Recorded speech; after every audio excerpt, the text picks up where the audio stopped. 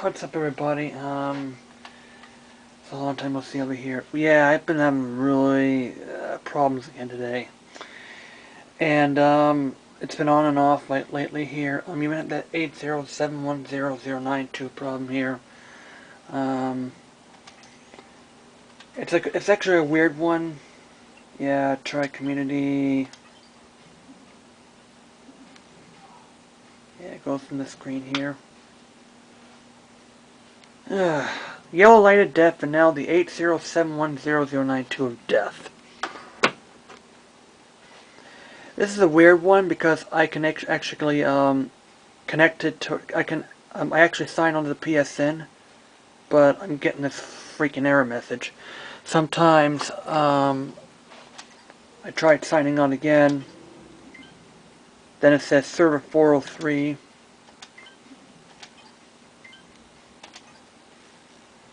And it's been on and off lately. And I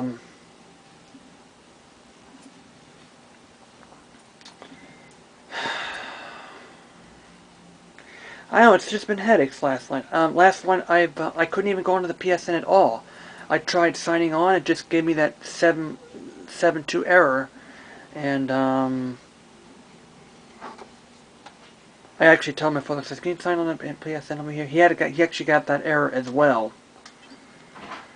But I mean, this is really a pain.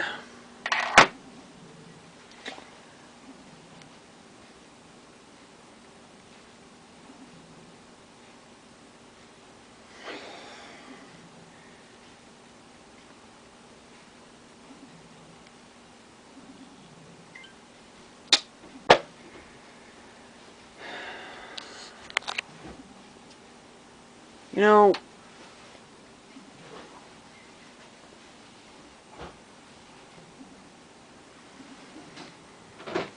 I mean, this error is clearly, and once again, I can tell when my account's banned. I mean, you get the 2A227 or 2A231 when your account's been banned from something here.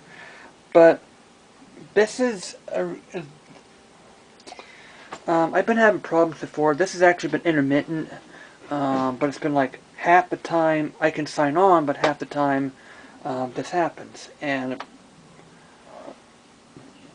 Media Molecule or Sony, you need to fix this. I mean, this is getting serious. On either that,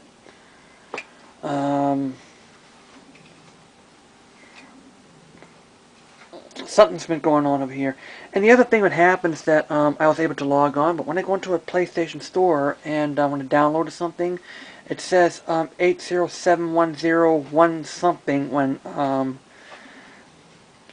this thing happened here. And this is nothing but headaches. And that's what I have to say about this. And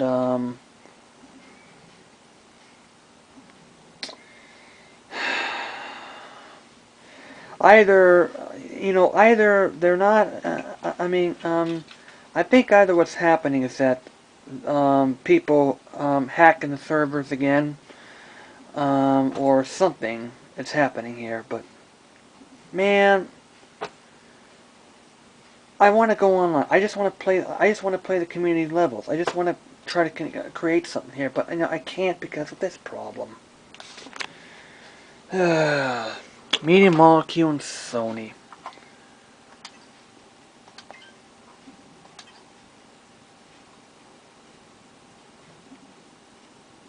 I mean, the Sony is. I wonder if this happened since Sony Network Entertainment America took over, and now we're having all these problems.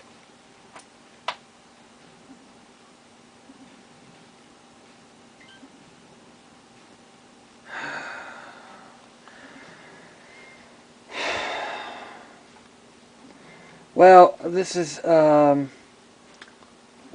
that's the error I've been trying to get in here. I'm trying to sign in here.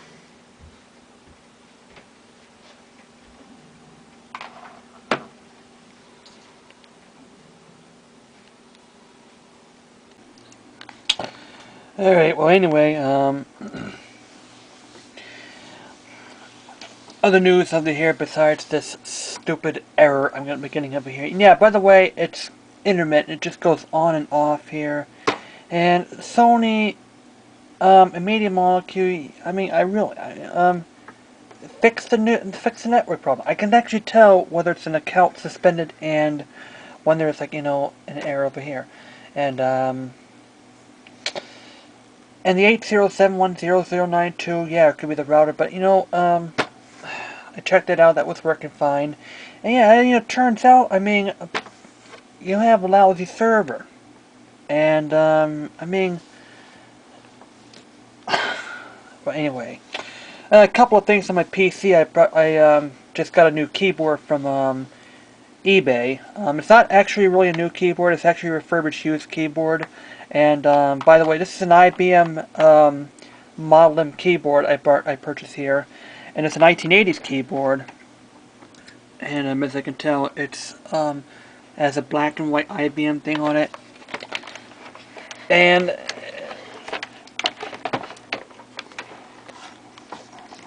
tell on the back, you can hardly tell here.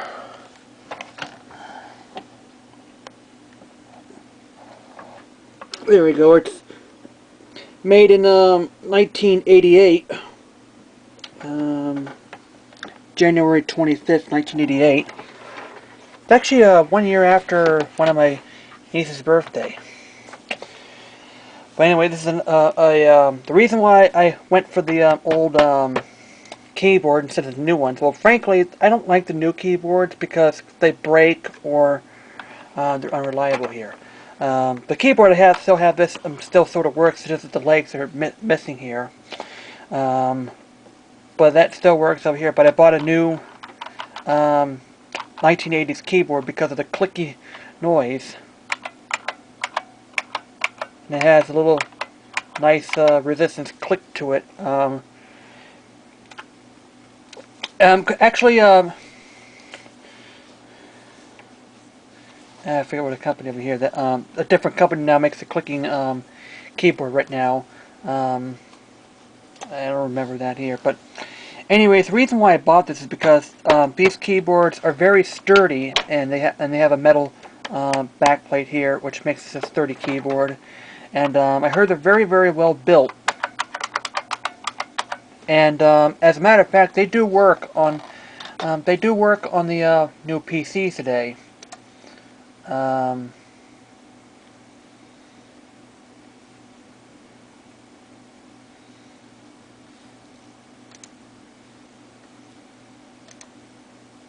gonna start WordPad to show that that your old keyboard will work on the new computer.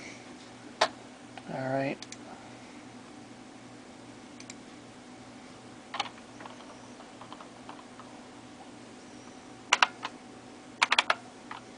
This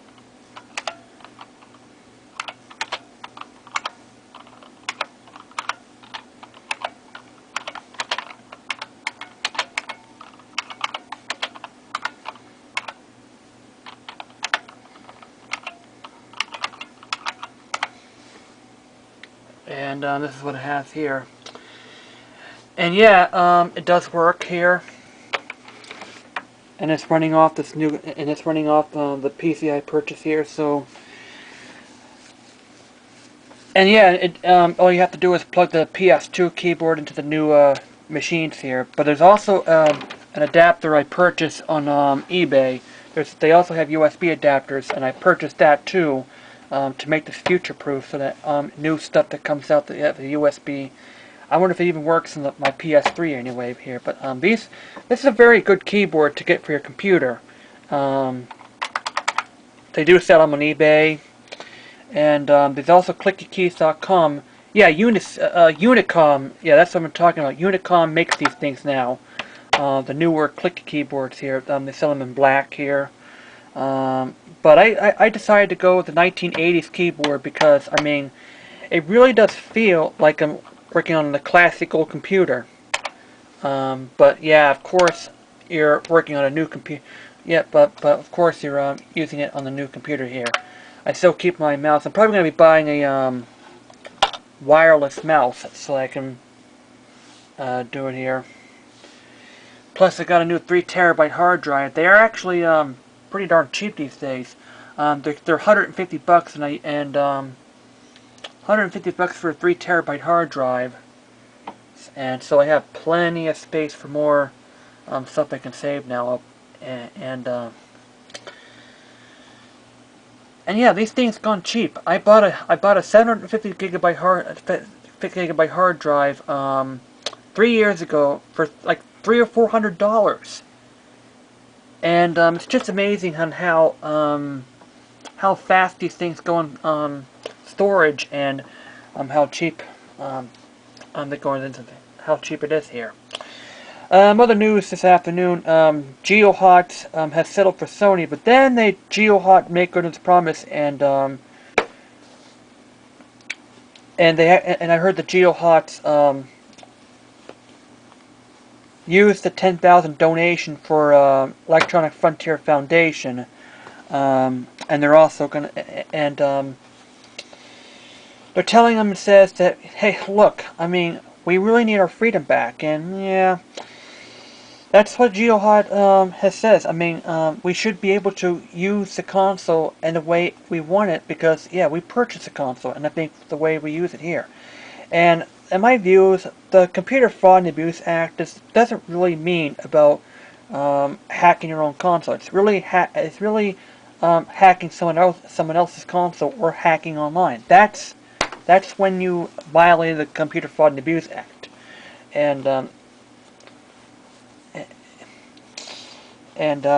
But yeah, I mean, all it really comes down is don't pirate software, make copies and distribute them without the company's permission, and also don't hack online servers.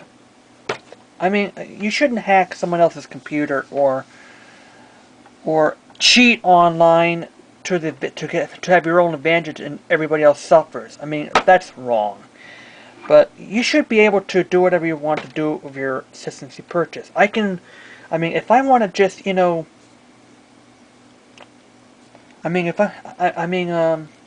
I want to,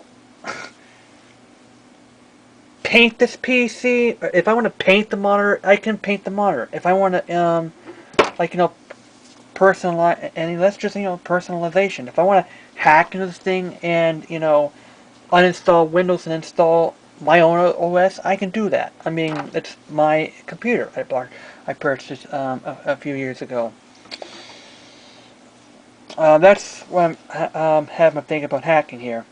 I am looking at the next system of Nintendo. It's called Project Cafe, which is actually the successor for this one. I heard this controller with a screen on it here, and says, oh, you can actually download games to your controller and play them online. You know what? I think that's stupid. Now, come on! I already have I already have a DS. I mean, why do you want to have another handheld thing where you can be able to download this thing on your controller? I mean, but yeah, that's pretty stupid. I mean, you got a DS. I mean, why would the VMUs for? I mean, to tell you the truth, the VMUs were stupid. They should have put Child's Adventure to the Game Gear. I mean, to a Game Boy Advance, or well, back then Sega was a console thing here, and they had VMUs here. But certainly, that's what I have to say about that here. Other thing, the Commodore 64 this fall. I don't know. It's a really nice comeback to a computer that I loved back in the 1982s. When the first Commodore 64 came out, PCs were just too expensive to anyone to afford. PCs cost thousands of dollars. I mean, well into the thousands of dollars back in 1982. Now today's PCs are just, you know, they're pretty much in their last legs. They're probably going to become, they're probably on the road to obsolescence right now.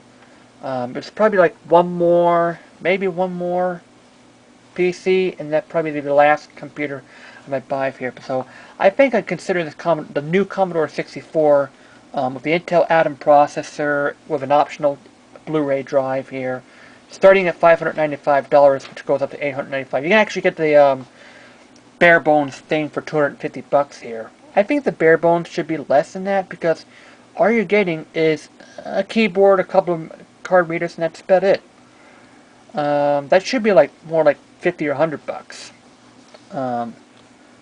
But it's, yeah, they really did mimic the price all the way down to the price and the keys.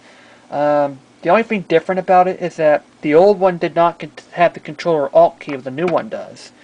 And a couple of other changes in the keys. They changed the F buttons to the top here, which in line of modern things here. But anyway, some people are calling it, oh, it's just a PC with a Commodore skin slap on it. Not quite.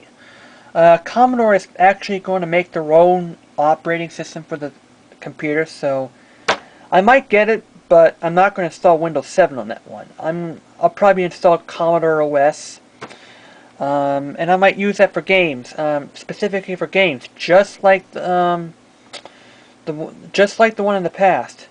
And hopefully there could be the games could be compatible with the Commodore OS. They could make their own for it, and it could be and it actually could be and they're right now advertising it as an Office thing, just like the new one, old one to the new one. But well, it's just I love to see Below the Root remake of Below the Root, remake of that in that series here. But yeah, nice. It's all I have to say is welcome back, old friend.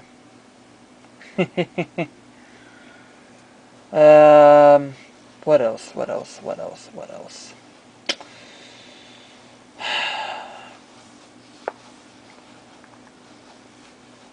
Well, I think that's about it. What I have to say here. Yeah, sorry it hasn't been that long here. I've been playing Little Big Planet 2. It's a little tired and stuff, and well, that's what I have to say. JD out.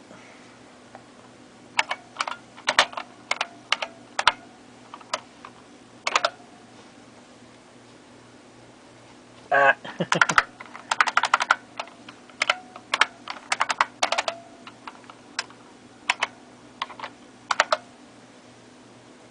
There, it's better.